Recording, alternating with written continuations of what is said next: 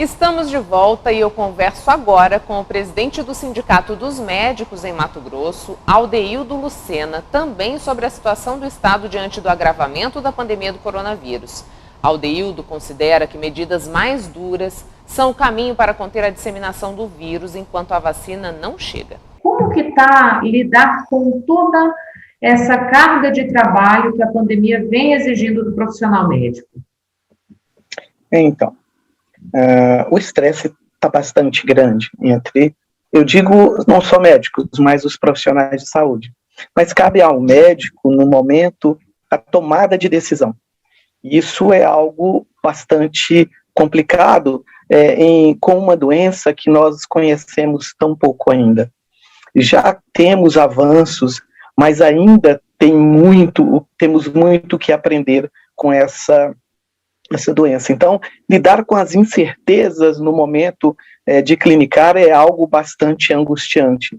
O médico, ele é treinado para não errar, mas somos humanos.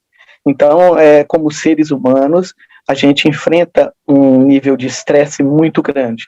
Nessa situação de pandemia, isso é numa taxa mais elevada.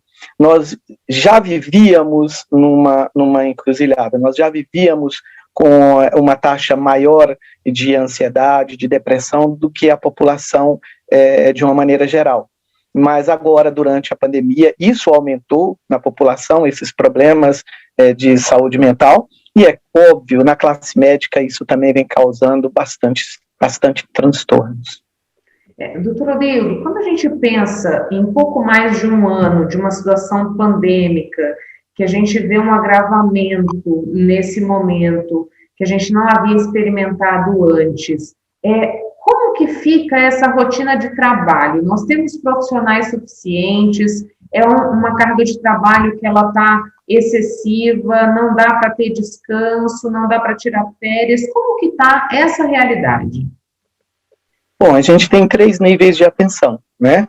Isso a gente pensando na saúde como um todo. Então, nós temos a atenção primária, secundária e terciária. Cada um, no seu nível de atenção, cada profissional enfrenta as adversidades. Hoje, os profissionais de atenção primária, é óbvio, se você pensar como profissional, você vai estar também com medo, como pessoa, com medo de contrair a doença, e você está mais exposto. Então, a gente vê assim, o que aconteceu? Aconteceu que os governos, isso nos 3 níveis, ele não se adequou e não capacitou os profissionais para enfrentar essa situação. Nós temos 1 ano de pandemia, nós temos 6 meses da segunda curva. E se nós pensarmos nesse aspecto, deu tempo para treinar, até mesmo dentro de uma UTI. Uma UTI com profissionais capacitados, ela tem uma resolutividade muito maior do que com profissionais que não têm essa capacitação devida. E no momento de pandemia, acaba você trazendo profissionais sem a qualificação adequada. Falando isso dos profissionais de saúde de uma maneira geral. Então, o equipamento na UTI é importante, mas os recursos humanos, eles são essenciais. Se você pegar na atenção primária, não é tão diferente. Só que o médico da atenção primária, ele tem um tempo maior para agir, para pensar. Só que isso precisa de coordenação. Se você pensar hoje, nós temos unidades de saúde da família espalhados por todo o Brasil. Se esses profissionais forem adequadamente utilizados e coordenados, eles vão fazer o diagnóstico precoce, vão conseguir identificar os contatos, né, trabalhar na questão do isolamento e fazer a coordenação de cuidados desses pacientes contaminados. Muitas vezes consegue internar no momento correto, né, de você chegar naquele time, na hora de internar, não adiar. E isso, o profissional da atenção primária, o médico da atenção primária, ele tem essa proximidade com o paciente, ele tem essa condição, mas precisa de quê? De coordenação.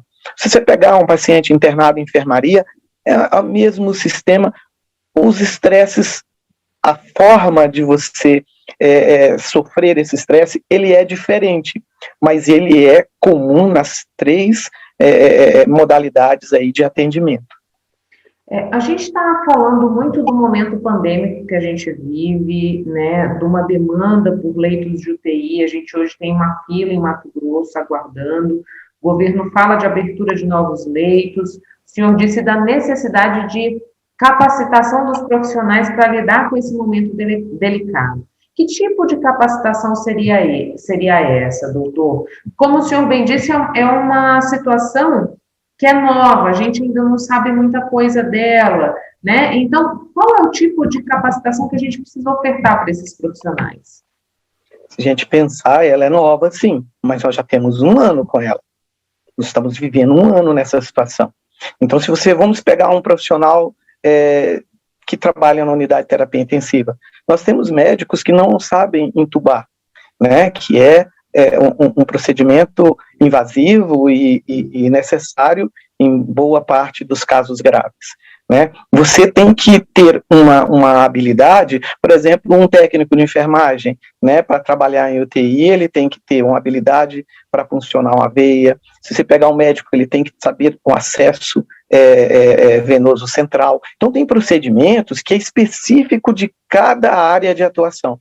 Se você pega um médico recém-formado e coloca dentro de uma unidade de terapia intensiva, com certeza isso não é uma boa ideia. Então, o que eu estou dizendo para você agora é algo para ter sido feito antes, ter planejado, ter organizado, para agora, no momento em que nós estamos vivendo a segunda onda, e estamos com os números de casos acelerados, nós estamos ascendente ainda nessa curva, e está um pouco diferente da outra, porque nós temos mais casos graves, né, talvez pela variante, mas não só por ela, né, nós tivemos aumento de número de casos também, por conta da não observação do distanciamento social. Então, agora, esse é um momento diferente. Nós tivemos um momento no início da pandemia, um momento na primeira onda, e agora nós estamos vivendo um momento na segunda onda. Esse momento que nós estamos vivendo é de extrema gravidade.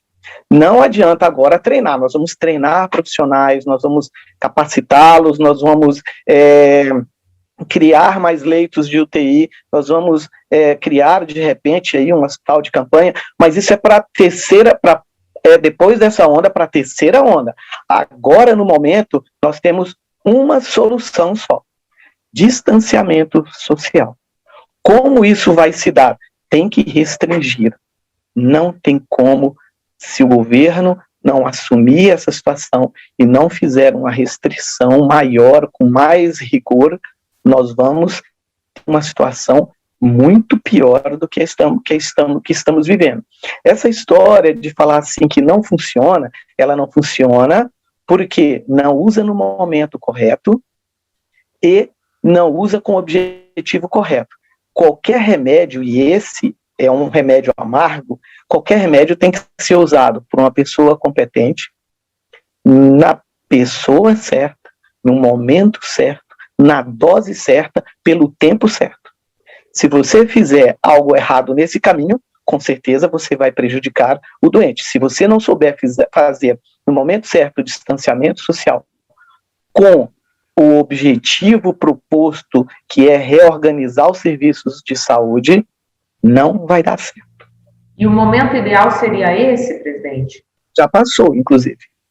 Nós estamos além. Isso teria que ser sido feito com mais rigor. O governo tomou uma medida tímida, mas tomou, o governo do estado, né?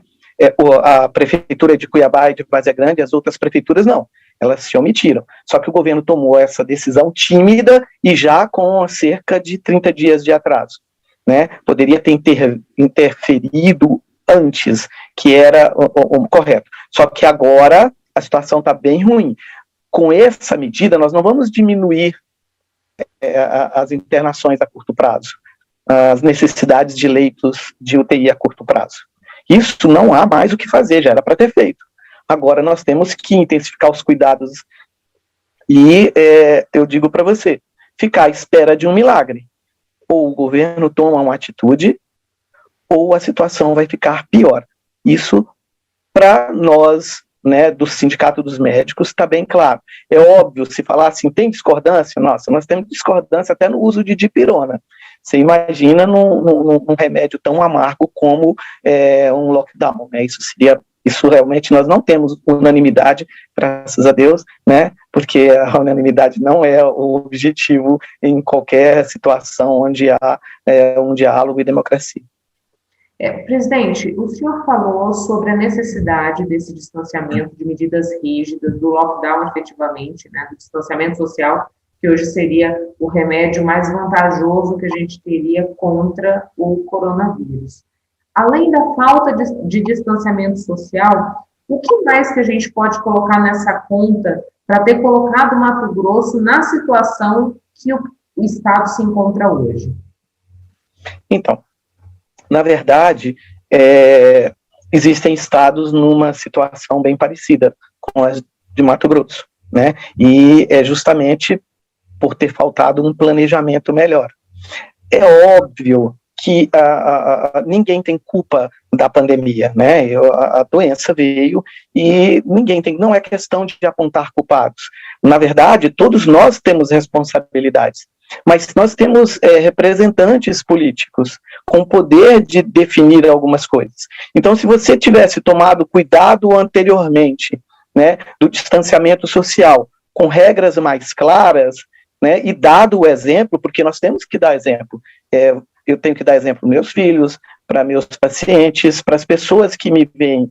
Eu acho que cada ente público de qualquer esfera tem que dar o exemplo e tem que tomar as medidas baseadas, claro, na política, na questão da economia, nas lembradas questões culturais no país que são bastante diversificadas, mas tem que olhar a questão técnica. Nós temos a curva e a gente observa essa curva. Já sabiam que essa viria, sabia até o momento que viria. Então poderia ter interferido antes. No momento, agora, nesse momento, se a gente tivesse a vacina, seria uma solução, assim, até a médio prazo, porque teria que vacinar a primeira dose, a segunda dose, e nessa onda não vai adiantar. Ela vai interferir, talvez, na quarta, na quinta onda, quando vier. A terceira, pela previsão, vai dar tempo da vacina interferir, que é o ideal. O ideal é a vacina. Só que nós temos que continuar andando. O que a gente fala, o que eu tenho falado até para as pessoas, assim, a saúde sempre andou no limite. Nós, profissionais de saúde, estamos acostumados a estar no limite. A gente tem um jargão que fala assim, na saúde a gente tem que aprender a trocar o pneu do carro com o carro em movimento. E eu estou dizendo para as pessoas, nós estamos com os 4 pneus furados e nós temos que tocar a si mesmo. Então a vacina em primeiro lugar, só que não temos. Distanciamento social, né? E óbvio, a coordenação de cuidados. Essa coordenação de cuidados, ela vai envolver os 3 níveis de atenção. Né? É óbvio, como eu digo, que cada um de nós tem a responsabilidade, nós temos que pensar no coletivo.